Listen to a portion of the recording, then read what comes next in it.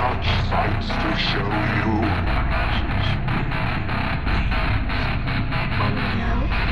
Fingers.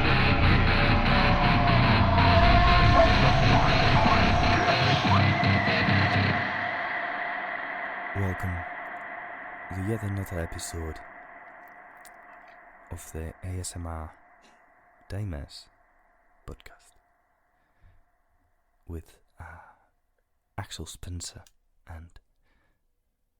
Don't expect me to go into it. I was wondering what the fuck are you doing then? Up until you said like ASMR, I was like, oh, okay, I get it now. Adam Lewis. Yeah. And this week we're doing another very new film, or relatively... Well, it's a new film. It's just came to the theatres in Finland on Friday. And Adam saw it like 3 years ago, because, you know... and it's Nia DaCosta's CANDYMAN. Or Jordan Peele's, depending on which trailer you watch. Yeah, Jordan Peele's CANDYMAN, directed by Nia DaCosta.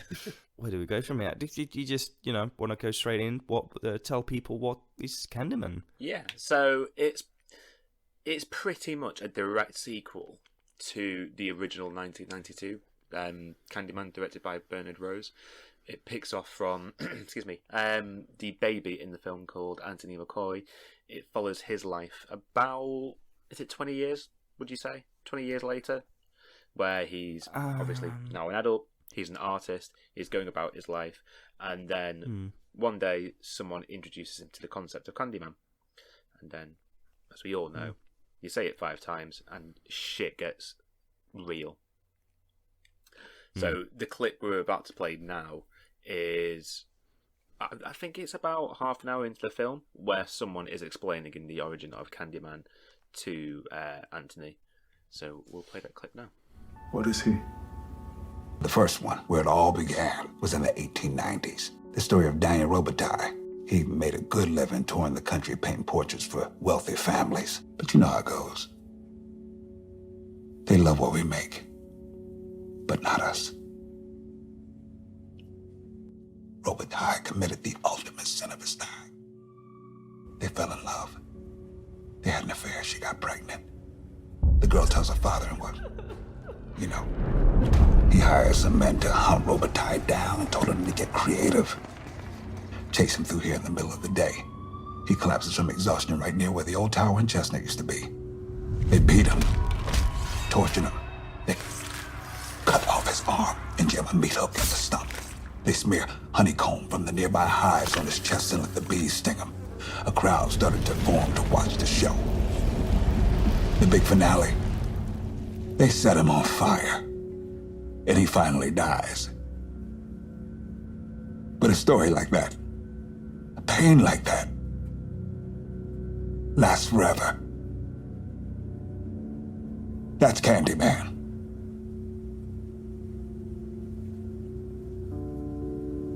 So, he's real? Bell is real. Samuel, Sherman, Daniel Robitaille, they're all real. CANDYMAN is how we deal with the fact that these things happened. That they're still happening. That clip brings back memories from Friday. Brings back memories from 3 months ago for me.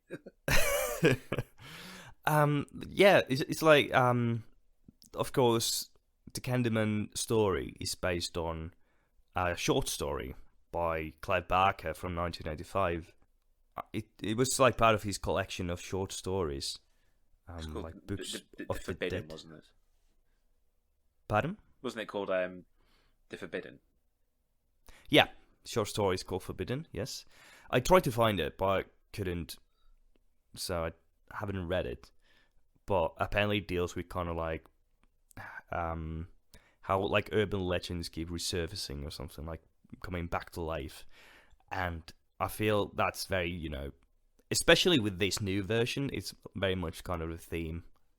Yeah, definitely. More so than with the original. Of course, the biggest tragedy. Well, of course, like I'm gonna like we are gonna have to avoid a little bit of spoilers, I feel, because it's so new. But the thing the original film is known for is the brilliant performance by Tony Todd as Candyman. And that voice is just, I live for his voice. It's just amazing.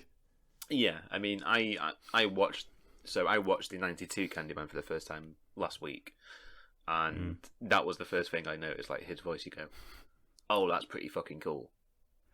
Yeah, like when you hear him for the first time at the parking lot, it's just, oh. And you know... Go on. No, I was just going to say, like, it's been announced, like, Tony Todd's going to do the voice for Venom in the new Spider-Man video game, which I'm like, that's actually perfect casting. Ah, I never thought about that. Okay, that's fair enough. Because I think... I don't know whether we're just jumping straight to comparisons straight away, but I know in the new Candyman, I wasn't taken back by the whole performance of Candyman. No, and I don't think it's as much of an emphasis on this one, because they are very different films in style. At the same time, they have a lot of similarities. Like the original Candyman, and when we say original Candyman, we mean the movie. It's much more of a psychological, romantic horror. And this one leans much more towards the supernatural rather than the psychological. And the romance aspect of the horror is, you know, much more toned down. It's like, technically you could call it romantic horror, but it's not really the emphasis in the same way. No, I mean, in the original, it is, as you say, it is very psychological and to some degree a slasher. But at the same time, it's just one of those things. Like I don't know whether it's just like new horrors and how quick they get into things. But I was quite surprised that you don't actually see or hear. Well, you hear him at the start of the film. You hear his voice, but you don't actually see him up until about, I'd say, about 45 minutes into the film. You're about the halfway point. Not a new one, sorry. Oh, the original. One. Yeah. Oh, well, yeah. Whereas in the new one, he is there pretty quickly. Yeah, like, I'm trying to remember. Like, isn't it like at the start, it's kind of like the guy they think is Candyman, who then like becomes like this Sherman. I don't remember his name. Like the guy coming from the hole in a wall and giving sweets. You mean that version? And the bit at the art gallery. How much? I would thought that was later on, but actually, now that you say it, actually is pretty quickly. Yeah, like from what I remember, like, because again, to stress, I can't remember a fucking thing about this film because I saw it a couple of months ago. But from what it is, like, that's about 20 minutes in. Yeah, like 20 or 30 minutes, I'd say. Yeah. So, like, again, I don't know whether this is just like new horror or new films compared to old films. Yeah. I mean, I think it's mainly because now that you see a movie with the title Candyman, there's going to be loads of people like, oh yeah, give me that Candyman shit. They want to see Candyman. Give me that Candyman shit. I'm clicking that. Well, you know, it's like when you watch Friday the 13th 2. Like, think of you as a fan of Friday the 13th, which I know you aren't, from what I recall, anyway. Like, think of like 1981, you go to see Friday the 13th 2, you're kind of like, yes, I want to go into this, see, chase and kill people. You don't go like waiting for suspenseful build-up for 2 hours. Yeah. And I think that's the thing with like horror sequels in general. When you've established the kind of like the monster, which is the Candyman, you kind of like, you don't need that suspenseful build-up of what's going to show up because you know what is going to show up. So the thing I loved about this is it doesn't use any footage from the original film when it refers to it, but rather they've done it with shadow puppets, like all of the backstory. And I really like that. Yeah, that to me is what stands out. Is the animation in the film's great, and I didn't expect it. Like, I don't think it's any in any of the trailers. I don't think it's any of the marketing. It's just something where it pops up every now and again, and you go, oh. Yeah, I think I saw some in the marketing because I remember, like, I knew there was going to be some shadow puppet stuff, but I didn't know up to what extent. But yeah, it's really cool way to kind of like show, like rather than show footage from a film from the 90s, it's always kind of tacky. Yeah, Like I think no, go on. like the only film that's managed to do that is Trainspotting 2, which kind of tied it down into the scenes in the now, which is really cool and hard to explain. But yeah, I think because obviously with Nia DaCosta's being like a sequel and a reboot, like at the same time, I would like it. It's done that. Like, yeah, it muddies the waters, but at the same time, it's kind of there. If you've seen the original, you kind of go, "Oh, he's the baby." Right, okay. Yeah. And then you start to make those connections. But at the same time, like there are some moments in the film where you kind of go, right, okay, it doesn't happen often, and I'd say it happens rarely. But there are moments where it kind of expects you to have seen the original, despite the fact that it's a reboot, which I don't think is the best of ideas. Yeah, that's the trouble when you do like reboot, sequel, reboot sequel, something like that. And yeah, like of course you saw this before you saw the original. Yeah. So you will certainly know if there's been in those bits. Like I have seen the original a few months ago for the first time. Right. So okay. I didn't of course I didn't catch up on anything like that. Yeah, because watching it this week, the original, I was kind of going, oh, okay, right. So that's the guy in the new film.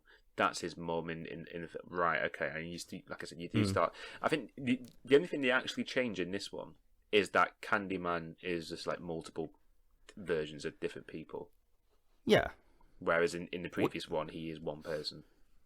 Yeah, and I think that's like kind of cool idea on how this movie deals with urban legends. Kind of like these people have the knowledge of, oh, actually, this like Candyman isn't the story of one man. It's just like reoccurring thing.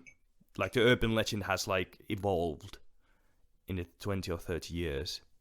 That and the fact that the 92 Candyman, I'm just going to start calling it the original rather than its name, rather than the year it was released. The original, it very slightly touches upon like the social aspect of the film, of how the lives of black people, whereas obviously the new one is that is front and center. Like it's more of a, I don't know the best way to put it. Like it's more of a socially conscious, shall we call it? I don't know the best way to describe it in that sense. Than it is a horror, in my eyes at least. Don't know if you'd agree with that. I'm not sure if I quite follow what you mean. Like So- I'm saying, like it's So in the same way, like Get Out is a social horror film. yeah. It follows that same pattern, but it's very much taken like the social aspect of it. Excuse me, not social, the racial aspect of it. Like the racial aspect is very much front and center, and then the horror is secondary. Yeah. I don't know. I feel like there was like it's very clearly a horror film. Like there's a lot of bits like with body horror and just, you know, supernatural horror that is quite like evidently there in forefront. And I feel like the social aspects, the social commentary quite follows up quite neatly alongside. But like I'd say it's very, very strongly a horror film, not just like a social commentary. I think it like I don't know if I just missed your point. like I think it tries to do both. I mean, yes, there's a lot of horror in this. Like there's no denying that. But for me, the horror isn't the main point of it. Like the it's well, the slasher and the body horror isn't that it isn't the main course. Yeah, not really. Not like there's like horror movies that trying to say something, like, you know, Candyman and Get Out, and like many others. And then there's like horror films like Friday the 13th franchise, which is kind of just like, oh, we're just slashing and goring and want to make you feel uneasy or scared. And this is certainly one of those that want to say something. And that's, the kind of horror that I really like. Oh yeah. And Don't get me wrong. I'm not saying it's a bad thing. Yeah, no. At any point, like it's just it is one of those. It sells itself as a horror, but at the same time, I think it's more of a social commentary film than it is a horror. I mean, I think those two just go together. It's not like they exclude each other. It's just like it goes together because horror is, for me, the best genre for commentary. Like, alongside, I'd say, sci-fi, it's the best genre for commentary. Right, okay. For social commentary, especially. I agree with you, but I don't think Candyman mixes the two well. Or not as well as something like Get Out or some other movies, for sure. Yeah, because to me, one of the big problems I have with Candyman is that it very... which Candyman are we talking about? The new Candyman. Yeah. God, that sounds so weird. New Candyman sounds like a pedophile but name. it's like we're talking mainly about the new Candyman. Yeah. So when you say Candyman, we mean the new one. Yeah. The Jordan Peele Candyman. Yeah. My big issue with it is that within all of the social commentary, it very rarely has something to say. There are moments where there are two moments that I wish there were more of because they're fucking brilliant. The bit where the woman is in the art gallery and the art critic, and she's talking to Anthony and she's saying a load of stuff, and he's looking at her like, "What the fuck are you saying here? Like, are you trying to be racist here? What the fuck's going on?" And then she kind of goes, "But this is what I'm talking about." And she goes, "Okay, she's not being racist, but she was teetering on the edge of being racist." And then later on, when he's in her apartment and they're chatting, and he's talking to her about how black people were pushed into projects and the treatment of black people in the 70s and 80s. I wish the film had more of that, and it doesn't. Yeah, like for me, what stood out was the idea of like white police officers like swarming these African American suspects and just killing them. Yeah. Just without any kind of like court or anything hearing. They just kill them like this. The Sherman case of the like what in this film is kind of like the source of the Candyman is most referred to. And then at the I'm not going to go into too much detail about the end. So there's that really stood out for me. Like the scene in the police car when the cop comes in, that was just like that's kind of like the ending Jordan Peele originally thought for Get Out. yeah, and like that's what I just wish that there were more of those moments where it wore its heart on its sleeve a little bit more for me. Because I feel there are too many moments where it goes, white people are bad, and I go, right, okay, are you going to say anything more than that?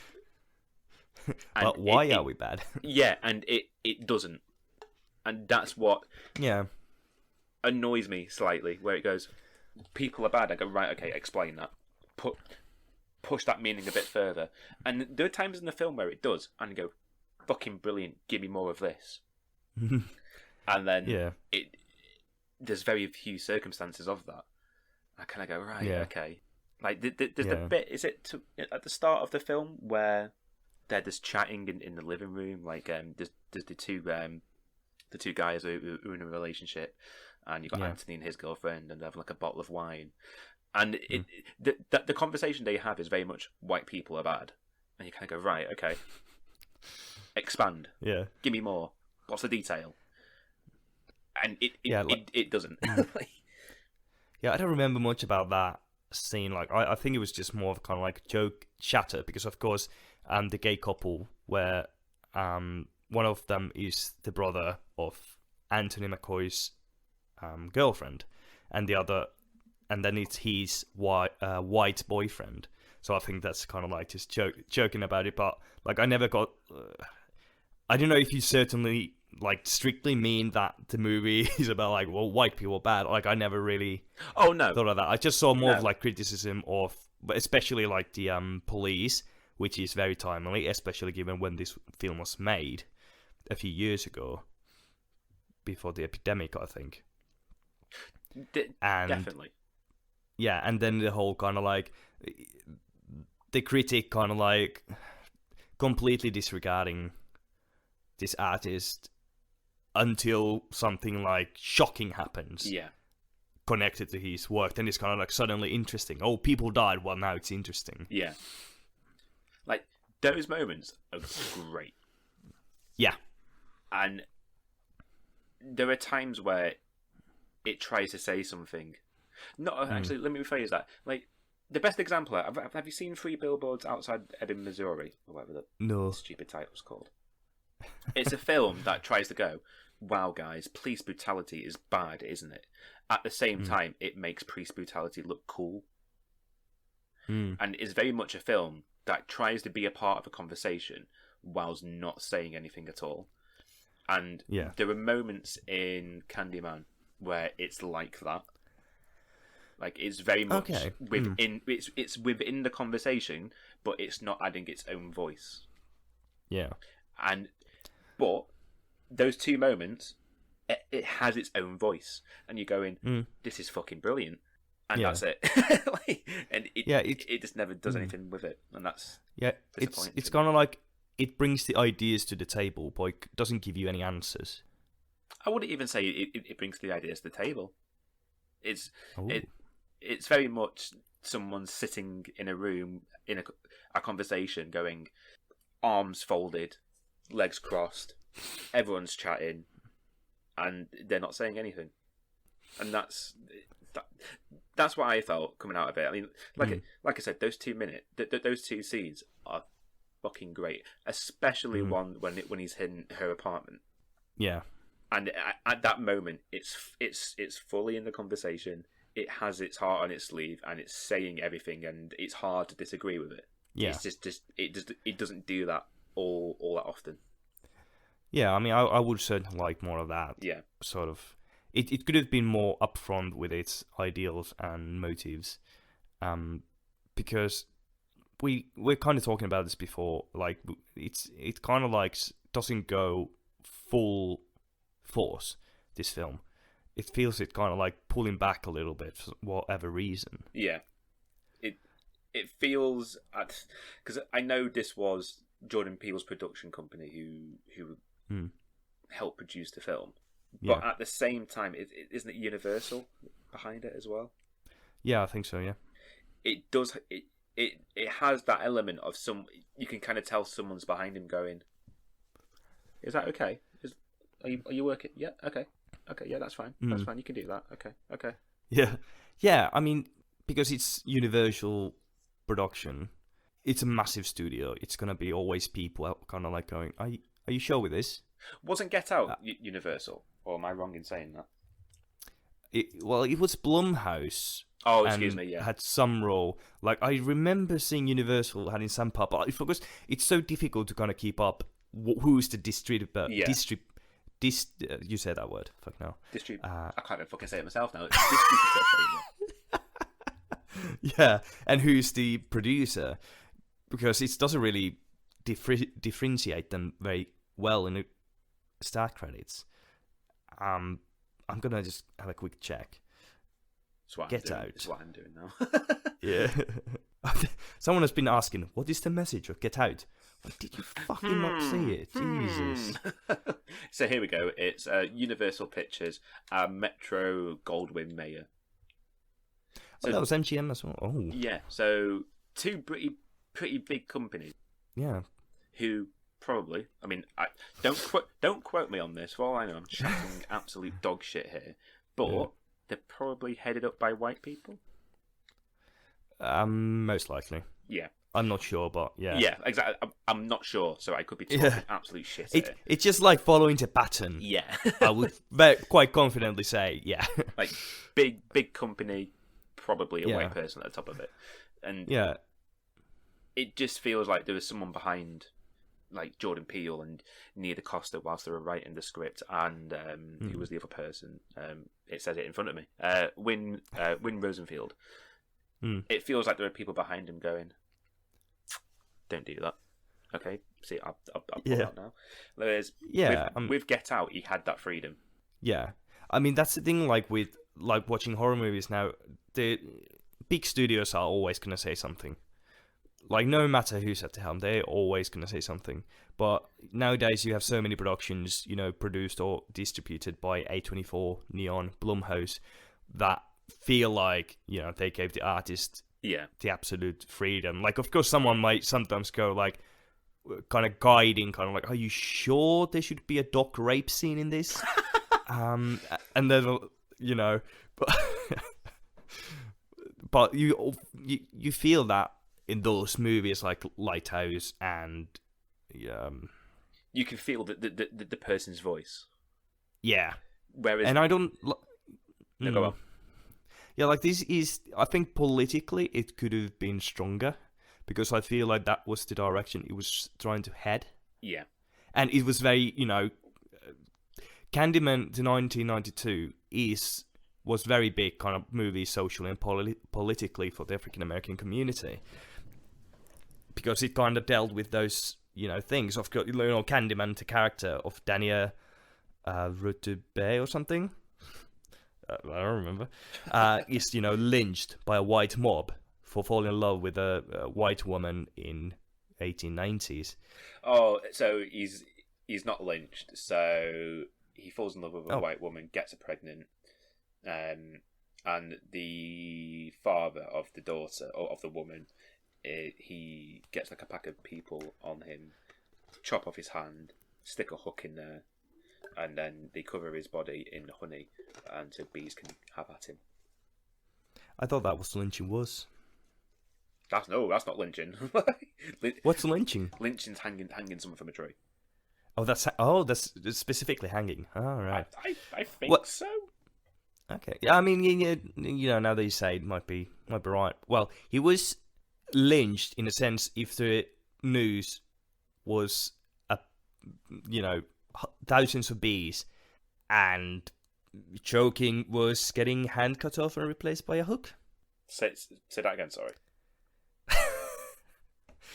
He was lynched in a sense that the news is thousands of bees, and choking is arm being cut off and replaced by a hook.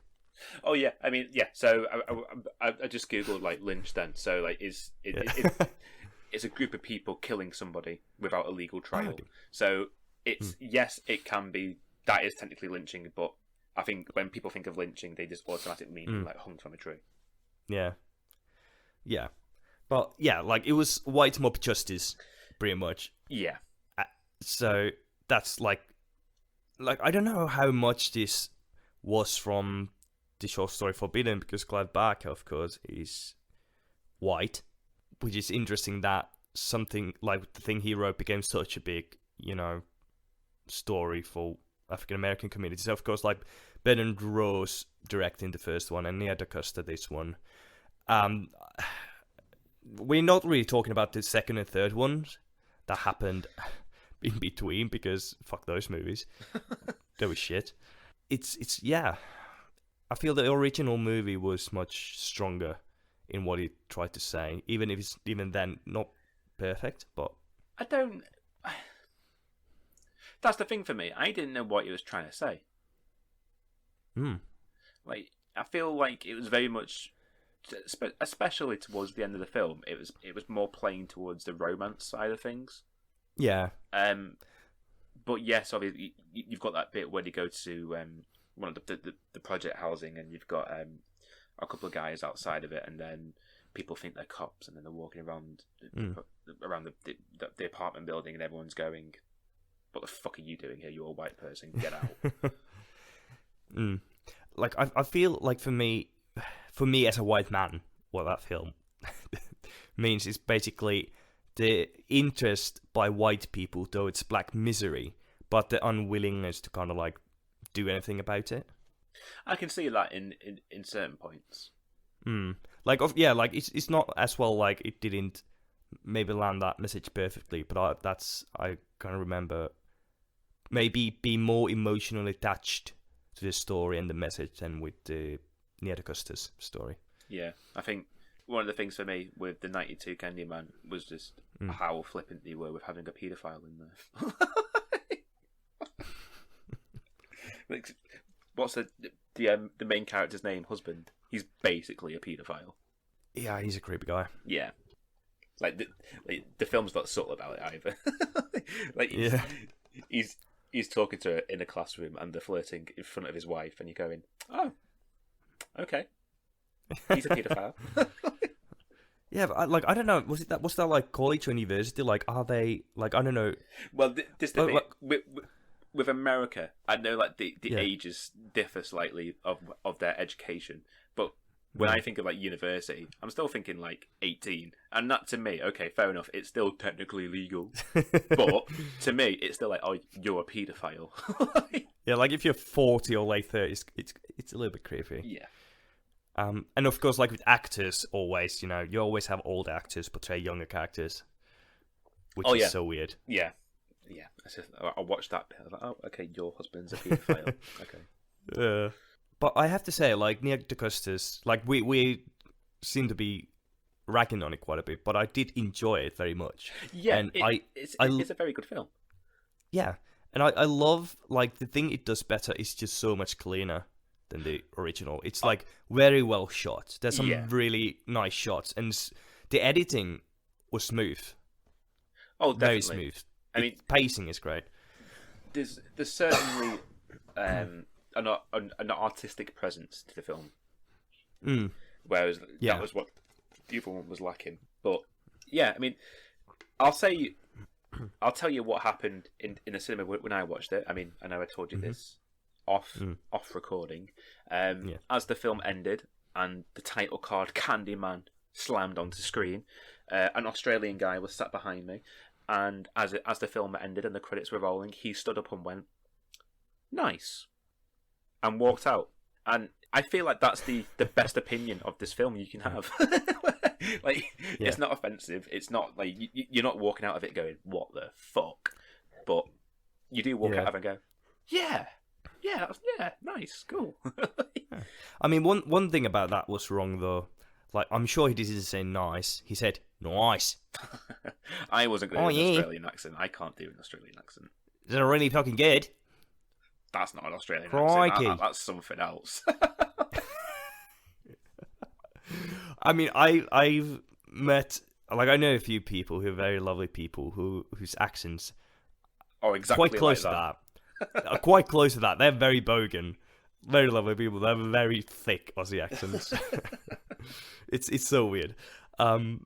But yeah, it's a good film, and I very much enjoyed it. It didn't blow me away, but, like, it didn't have to. I just enjoyed it. Like, a lot of the things I may have, like, not been as into are more like artistic choices, like where they went with the character and the story of like this switch from psychological to more straight up supernatural. Yeah, I wasn't really a fan of that, but I love psychological horror. And that's like when I first saw the original Candyman, I did not expect it to be that. I thought it was much more as like slasher, but it turned out to be dealing more with kind of being so obsessed with the urban legend that you kind of become it. Yeah. I feel... I can't remember what I was going to say. Fuck it. Continue. Yeah. In this film, it's much more like a curse that's following people. Like every few decades, the Candyman kind of resurfaces. It's happened, like, it says, there was the Daniel guy in 1890 where it kind of, like, came from, and then there's been different people every so many years, like Helen Lyle in the 1992, and now Anthony McCoy in 19, I think it takes place in. Shall we start getting into spoilers? Like, we'll put, like, the spoiler Claxton. Yeah, I mean, we've been talking about half an hour, I reckon we can. Yeah, so we'll put something in now and then. So, the ending. Because one of the things I feel this film has the biggest problem, and it's not a criticism of the film, because I understand why it happened. The biggest problem with this film is that it's following Get Out. I know we just said we're talking about spoilers here, but I know this isn't a spoiler. Like, I think, like... Wait, it came after Get Out? Like, I literally remembered my point that I was going to say, and I'm leading with that now. Like, the biggest problem with this film is that it's essentially the spiritual successor to Get Out. in a way. Jordan Peele's attached to it. Like in the marketing for the film, I'd be surprised if people knew who Nia DaCosta was, because there were plenty of times where it was Jordan Peele's Candyman rather than Nia DaCosta's. He was just a producer. Stupid. I know. Yeah. He was a producer and a writer. That was his role. And I feel like if he would have been pulled out of it, obviously you've got the question of the script, would it have been strong enough? Would it have held up on his own? That we don't know. But I feel like if his association was more in the back end of things, rather than being like, this is Jordan Peele's Candyman, it would have allowed the film to have a little bit more breath around it. Yeah, I think so. Because with following Get Out, I mean, Get Out is a stone cold masterpiece. Yeah. Like, and to have that attachment to it, it's tough to going to be living up to something like that, especially when you're making a reboot, and that's always going to be difficult. So I feel like Nia DaCosta had a lot of things going against her with this one. Yeah, but it's not her fault, and it's certainly not Jordan Peele's fault, and it's certainly not the producers it's just it's marketing. Yeah, whoever decided to do the marketing for this. I don't blame the marketing not people. like slowly. Like a lot of it is just kind of like just happened to it is. Yeah. But I think the marketing could have handled a lot of that differently. Yeah, it could have been like the same person who brought you Get Out presents Nia DaCosta's Candyman. Yeah, I mean, I thought that's usually how they do it anyway. Well, sometimes it is, isn't it? And then sometimes they do kind of rely on the same people who brought you Conjuring, and you kind of go, James Wan didn't make this film. What the fuck are you talking about? Yeah, and then you realise, it's the same gaffer. Yeah, it's the same production company, and you go, oh, okay. Yeah. And I, it's one of those, like, I would love to see what DaCosta does on her own. Oh, absolutely. Because I feel there's something that she could do where you go, holy shit. Yeah, like I'm sure like there's a lot she been able to take out from working with Peele, who does have a great mind for horror, and being that kind of safety net I don't know, I think she's directed something before, but I can't remember what. But this being, I think, the biggest project. She I was just looking it up then. So she directed a film called Littlewoods, which by the looks of it, like the Rotten Tomatoes score is 95. So it looks and sounds great, but like box office was just under 200 grand. Yeah. So this is her first big film, and it does kind of feel like there are people behind her going, no, not that. Okay, yes, you can do that. Okay, brilliant. Okay, we can chop this bit out and stitch this bit together. But yeah. Anyway, back to spoilers. Yeah. I'm tempted to put the spoiler klaxon to move it up a little bit. Spoilers. What's it called? The ending. How did you feel about that? I wasn't a fan of it. I think what they did, like, aside from artistic choice, I purely wouldn't have gone that direction. I think they did it well. Like, that was kind of unsettling scene of him sawing off Anthony's hand and putting the hook in, but it's not exactly subtle, is it? No, and it's just like I like, we knew the whole movie's kind of building towards, Anthony becoming Candyman. Yeah. Like, his body transformation, his metamorphosis has been happening throughout the film. But it's just, I didn't love the ending. But I think they did what they they set their minds on it, and I think they did it well. It's like, technically I have no problems with it. It's just artistic. It's not your cup of tea. Yeah. Yeah, I felt like that. I felt it was just one of those things where they go, right, okay, we're wrapping this up now. We need a finale, and they had a big shootout with the police, and then he kills all the police, which is one of those moments where you kind of go, shit, okay, it's all kicking off now. But it just lacks that kind of bit where you go, oh shit, it very much felt like they were going, Candyman 2 could be a thing. By the way, that's what it felt like. I mean, I wouldn't be I wouldn't be surprised if they turn this into a franchise, of course, given Candyman is a bankable name. It's like a horror monster, just like Freddy and Jason and Michael Myers.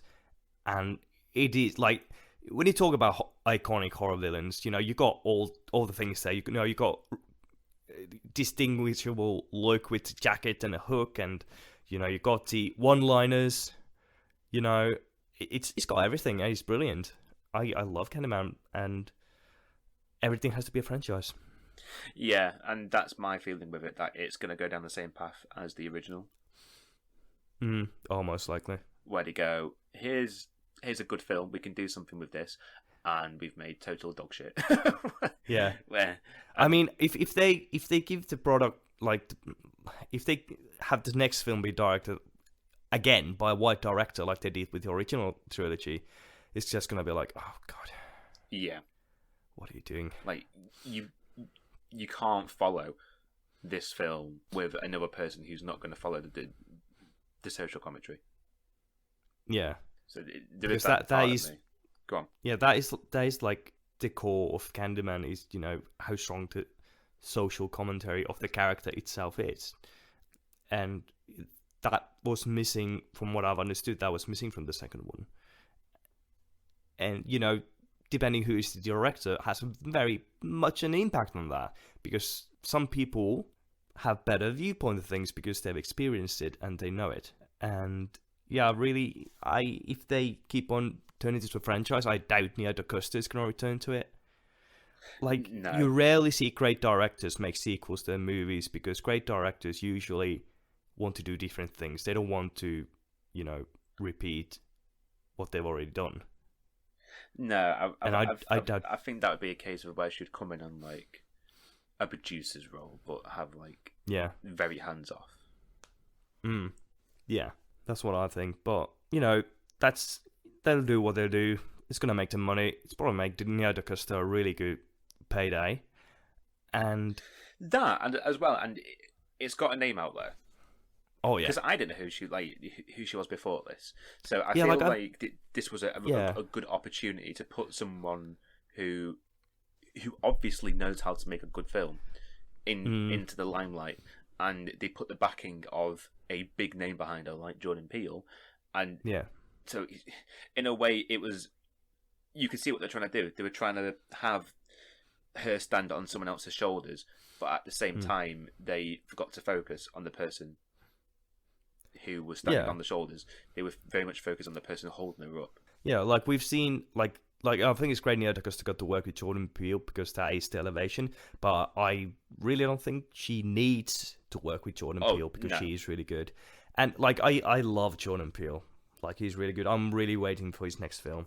But it's also funny, like, I could so see the Jordan Peele jokes in the script when I watched the movie, in the dialogue. There was like sometimes, yep, I'm sure Jordan Peele wrote that.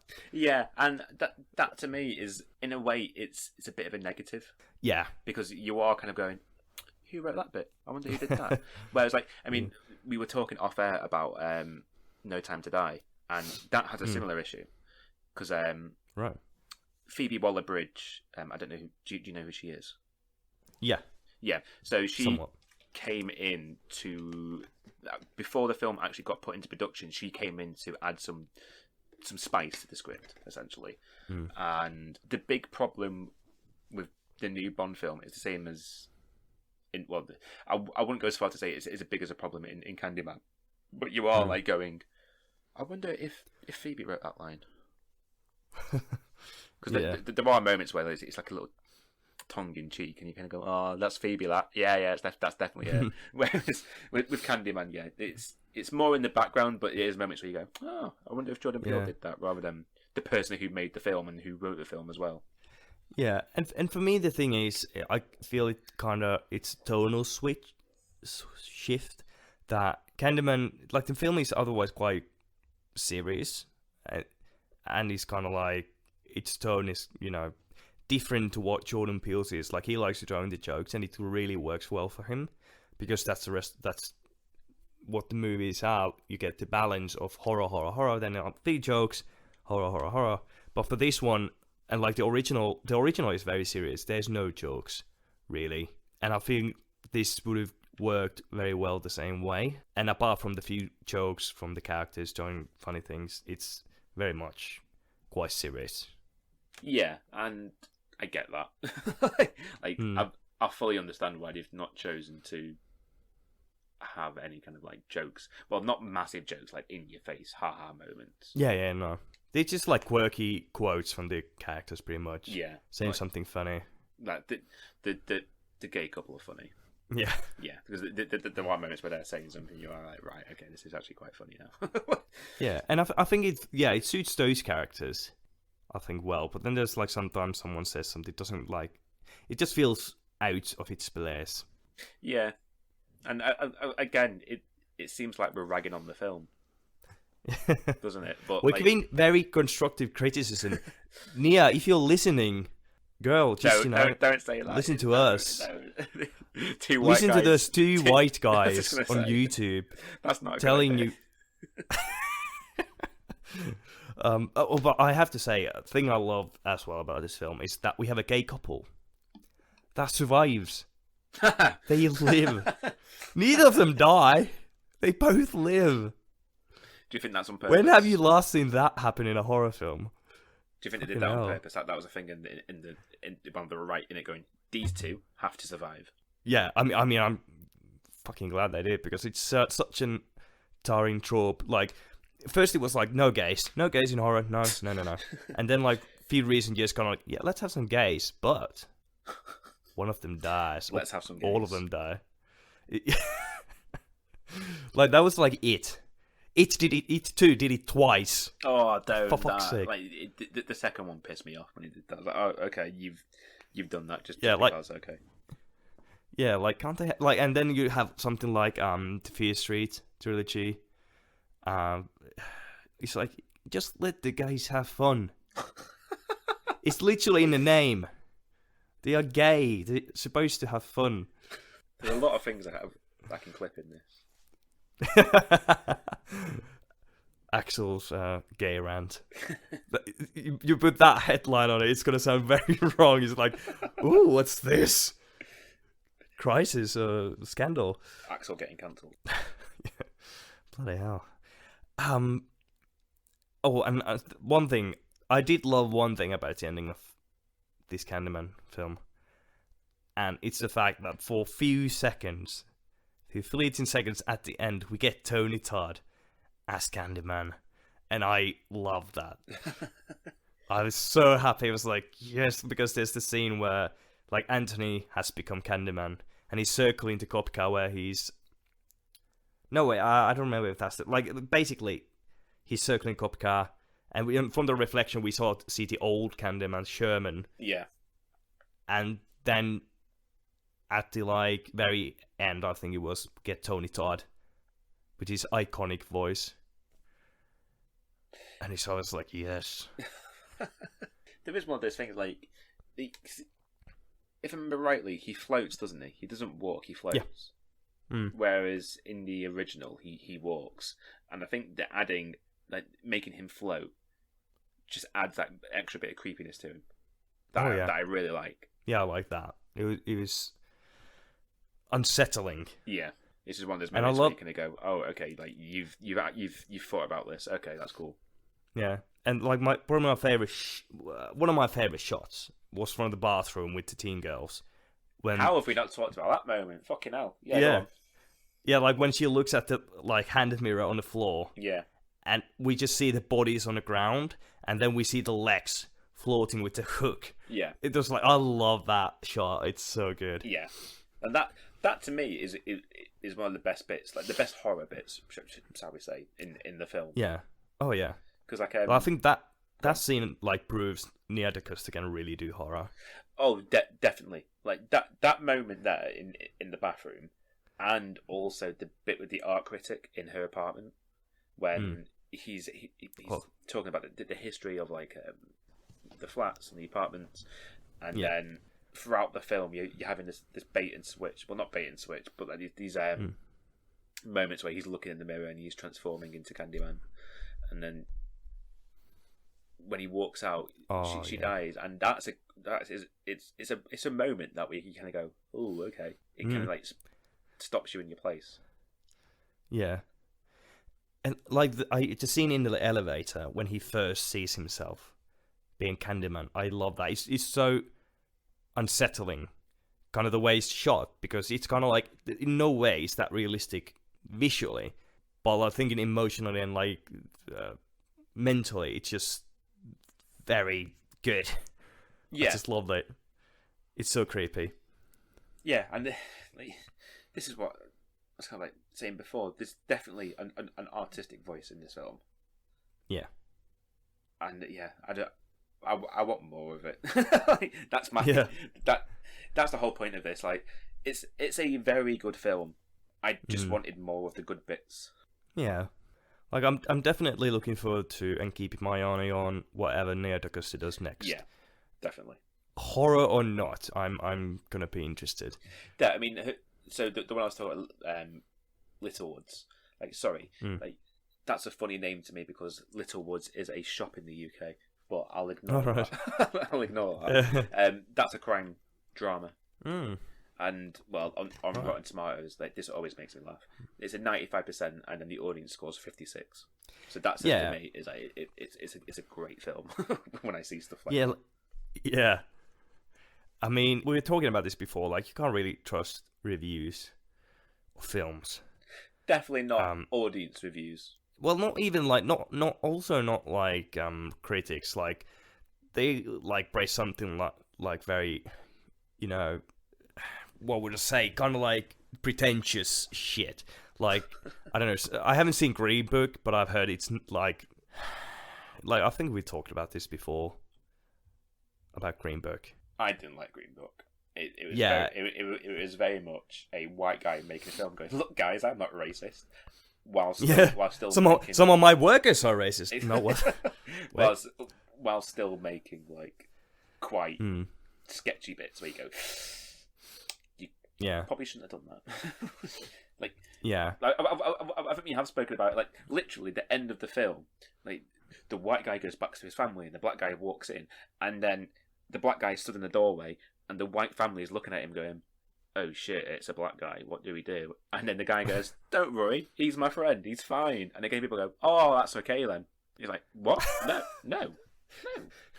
Don't worry, black people, you're fine as long as you have a white friend. Yeah. It's all good. But yeah, like, I don't trust nor critics nor friends. No, people. Friends. Friends I do trust. I do trust friends. Like, another bit I can clip. Oh god. But yeah, like, that's the thing. Like, I usually trust. Like, if a friend tells me, like, who I know, like, we kind of share similar taste, or I know they have a decent taste. Everybody has their flaws, but like, most of the movies they like are decent. Like, I'll listen to them. I'm like, okay, I'll watch that movie. I think there's like two people I like constantly trust with film reviews and opinions. I thought you were going to say who those two people are then. Well, you. Oh, see, that's what I wanted. Yeah. And the other one is my co-director friend for my latest short film, Sakke Korpela. And we've talked about this, like, he likes M. Night Shyamalan. We've shamed him already. But he's also... shame him again. But he also has given me some good recommendations. Like, I wouldn't have watched Ari Aster's films probably without him, or oh, really? Robert Eggers. So, you know, he does have good taste as well.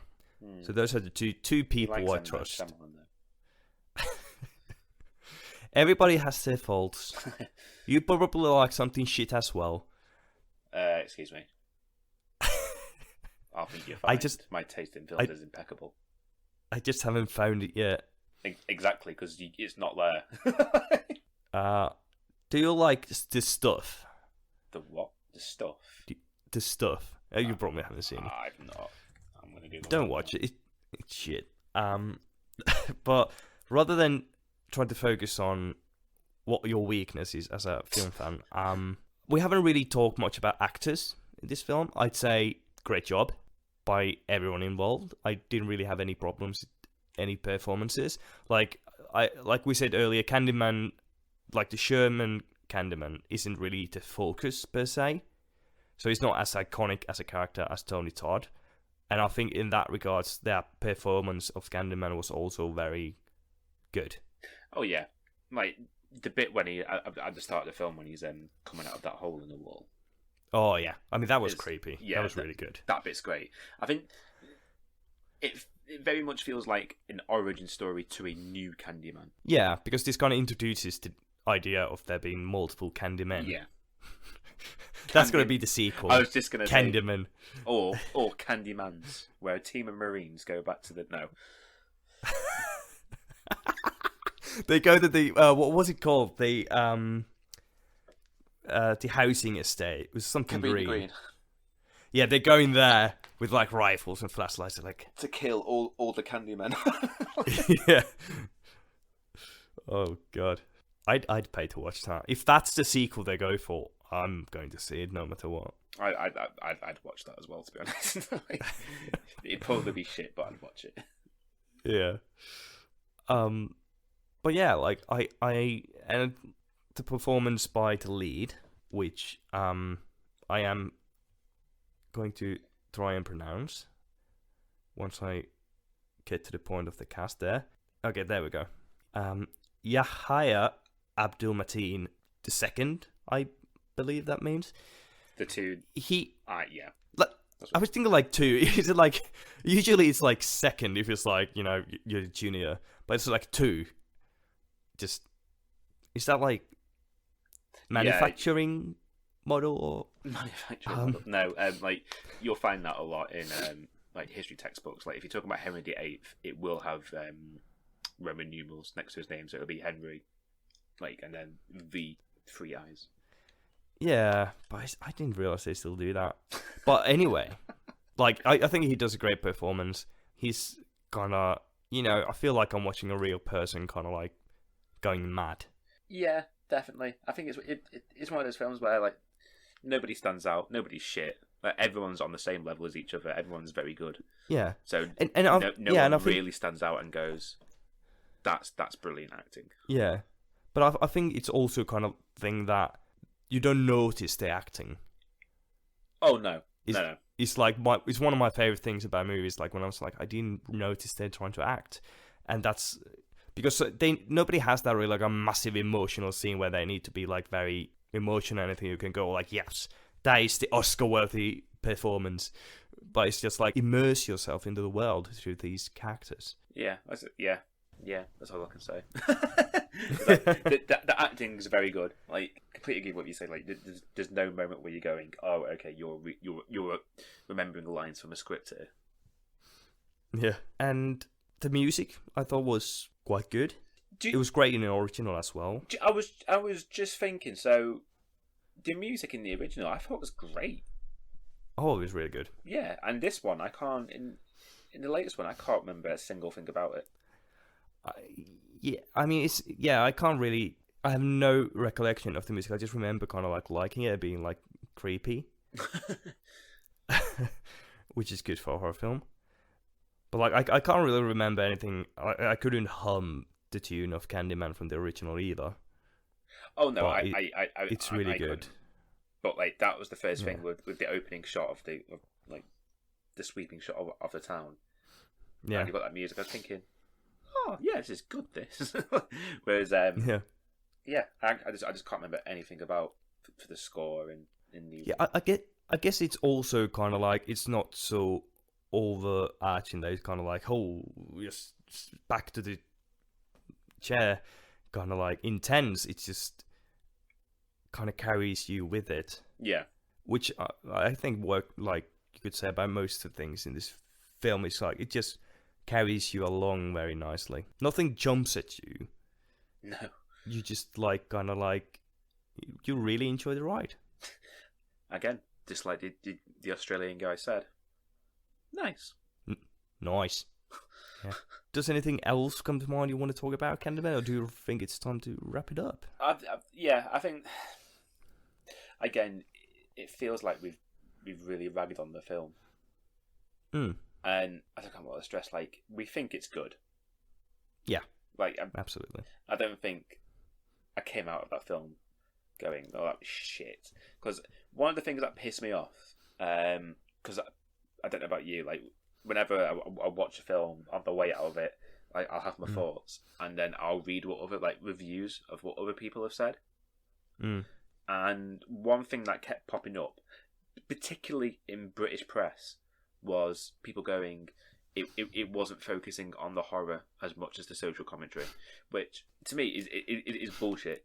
It can focus on it can still be a horror film and focus on the social commentary. Because there was one review I saw where it said it was so focused on the social commentary it forgot it was a horror film, and I just think that is utter bullshit. Yeah, because fair enough.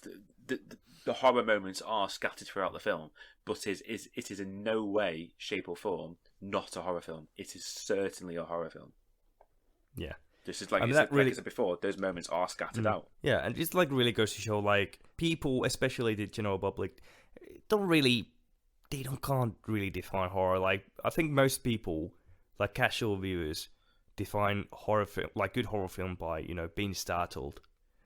And that's just not really the case. For me, it's always good horror always is very strongly linked with social commentary. Yeah. And that's just horror to me. Yeah. Like, I don't care about the jump scares. I just wanted to say something. I mean, it's like the first time I watched the It reboot. Came out of the cinema. The first thing I heard was someone behind me going, "It was shit. It wasn't even scary." And I thought, right, okay, you didn't watch the film then, did you? Yeah. I mean, we've talked about this, I think, before. Like, when I did my thesis, trying to figure out what is horror, like, what is the definition of horror? Going through several academics and their definitions, it's like, nobody fucking knows. There is no definition for horror. So, it's... But, like, you know, when people go, "Oh, that wasn't horror," it's like, "Oh, fuck off." It's not, you know... Just because something isn't scary to you doesn't mean it's not horror. I think the big issue is we've had a lot of horror films that, especially in the last 20, 25 years, where you know when something's going to happen. Because what happens is you've got the music and you've got the score in the background, you can hear the violins creaking up, and then you have the jump scare. I mean, the Woman in Black. I'm not sure if you've seen that. No. It's a decent film. It's based on like a gothic horror novel, and Daniel Radcliffe's in it. But you fully well know when the scares are going to happen, because the music is telling you, "Hey, something scary is about to happen."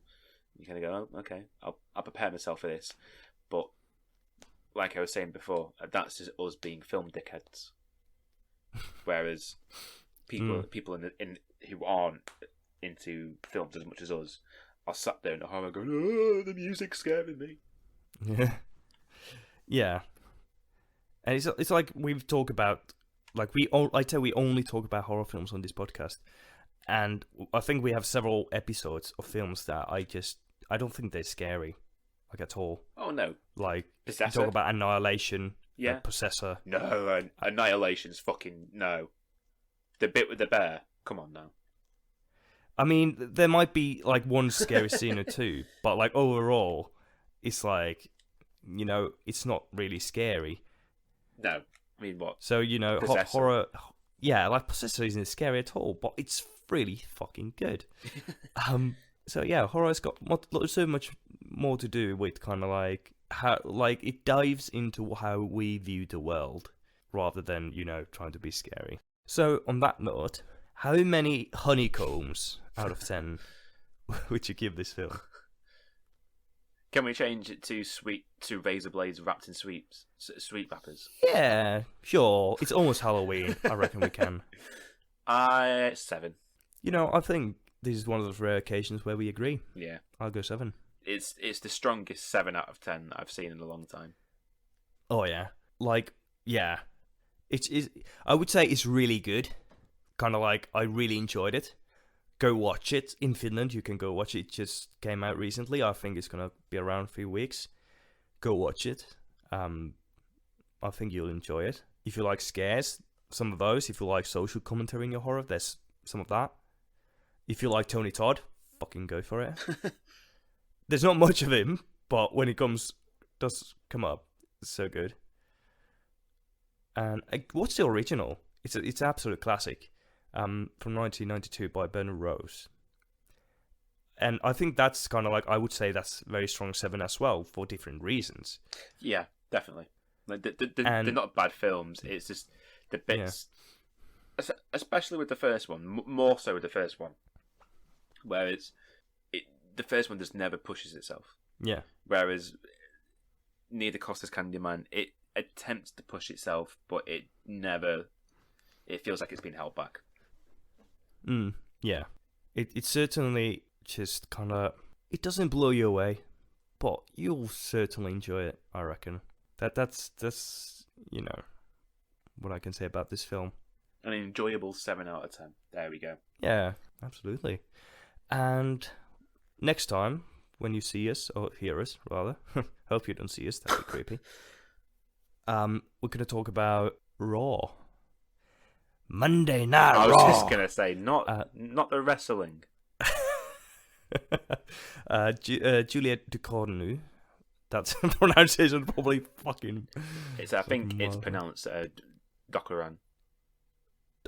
Dockeran. I think. Yeah.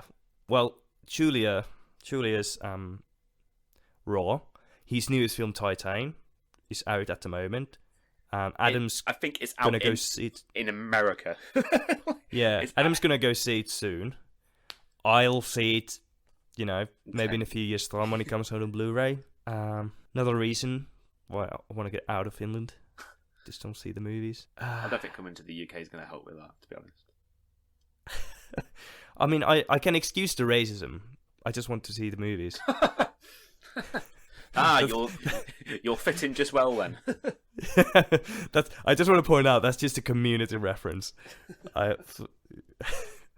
I do not excuse the, especially on an episode about Candyman. I do not excuse the racism. I was thinking that as you said it. But yeah, thank you for joining us once again tonight. We'll see you again in a few weeks' time. Until then, sleep tight and don't say Candyman 5 times in front of a mirror. Why 5 times? That's. Do you know what? We're not finishing just yet. Why 5 times? That seems quite excessive. I don't know. It's because Bloody Mary has 3 times. Oh, is it? Okay, fair enough. Yeah. So Candyman, like, and 4 seems a bit weird, doesn't it? It seems a bit awkward. Yeah, it's kind of like between there. It's kind of like it's nice kind of firework. You build it up. Because some people often go for 4, and they're like, no, I'm not going to say it anymore. Can't go for 2 because that's like a bit. That's not enough. Can't go for 3. And once it's just like taking a piss, it'd be too busy. Just like, have you seen Candyman? Candyman is like, fucking hell. 2 is just like not enough. 3 is already taken. 4's a bit awkward. 5's all right. There we go. Yeah, 6 is just starting to get like taking the piss. Yeah, it's too long. Candyman. Oh God. But yeah, are you ready now? Yeah, we can wrap it up. Cool. Sleep tight and don't say Candyman 5 times in front of a mirror. Cheers, guys.